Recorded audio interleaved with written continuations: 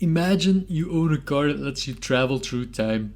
One day, you decide to travel back in time to check what your grandparents were like when they were young. You hold your breath, push down the gas pedal, and all of a sudden, you're standing next to Pops. You invite him to go to the beach to spend some quality time together. But on the way there, you get into an accident. Pop gets instantly pawed by a drunk driver.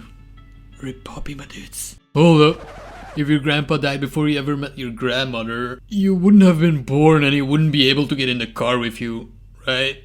Here's where it gets problematic. If you weren't born, you couldn't have killed your pops. And because you didn't kill him, he's still alive. But that means you would be alive again and would go back in time and get killed. And so on until the end of times. This is called the grandfather paradox and is in part why time travel is so interesting. The grandfather paradox has grand implications on a significant scale. But why don't we take a step back and start a little slower?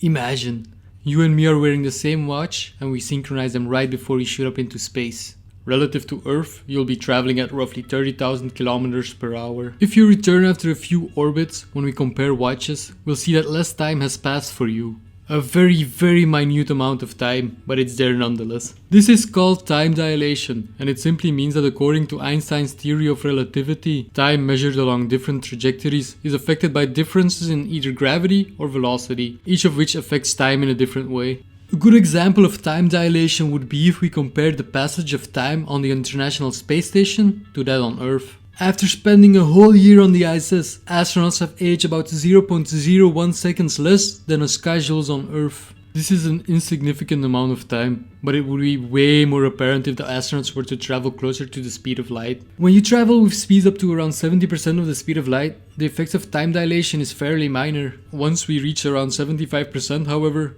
the effects become dramatic. Now, bear with me here.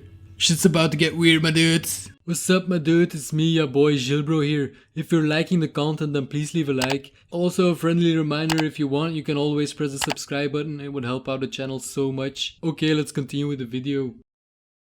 Perhaps one of the strangest aspects of special relativity is that distances shrink in the direction of motion.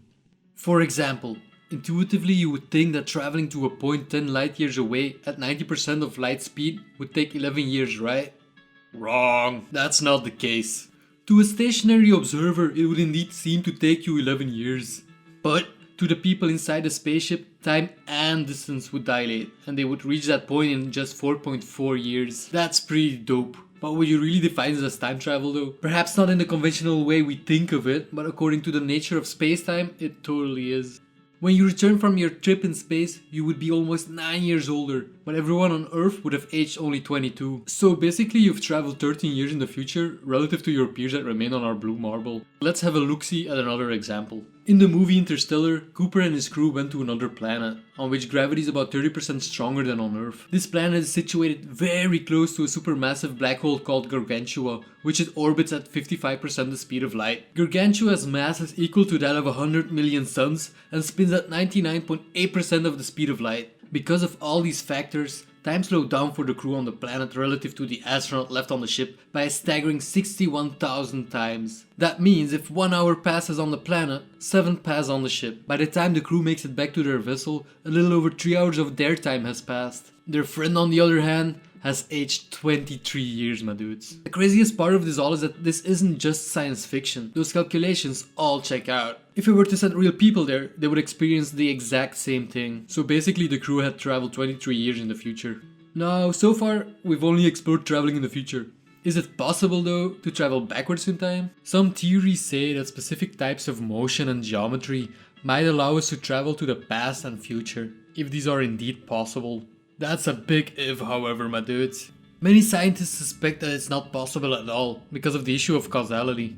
That brings us back to the grandfather paradox. If in fact these scientists are correct and assuming traveling to the past would cause a paradox, then we have our answer. Time travel to the past is impossible. If, however, the Novikov self-consistency principle is correct, then there is still a chance. According to the Novikov principle, if there's an event that will cause a paradox or change the past at all, then the probability of that event happening is 0. That would make it impossible to create time paradoxes and would enable us to travel through time. Unfortunately though, for any of you would-be time travelers out there, the Novikov principle is not widely accepted among scientists. Another possibility, however, would be the existence of wormholes. But not just any wormhole, it would have to be what is known as a transversable wormhole. Prepare to get even freakier, my dudes. If you want to travel through time with a wormhole, it has to be created in one of two ways. Option 1. One end of the wormhole would have to be accelerated to a significant portion of the speed of light and then brought back to the origin point. Time dilation would result in an accelerated wormhole entrance aging less than the stationary one as seen by an external observer, just like in Interstellar. Option 2 requires one end of the wormhole to be placed within the gravitational field of an object with higher gravity than the other entrance. The problem with using wormholes to travel through time is that you can't travel further than when the wormhole was created, so maybe it's more accurate to describe it as a path through time, rather than a time travel device. It could be useful for future time travelers wanting to come check out our time. But if we created such a portal today, we couldn't use it to go visit the dinosaurs. And that's basically time travel in a nutshell. You can move to the future by traveling at immense speeds, but traveling to the past is highly unlikely. Of course, the science of physics and travel is incredibly wide and complicated, so we may be missing just one crucial element to understand exactly how space-time works. But who knows, my dudes, maybe someone from the future will visit us and make a how-to video. Or would that cause a paradox? So that will be it for today's video. If you like the content, please subscribe. If you don't, let me know in the comments why. See ya!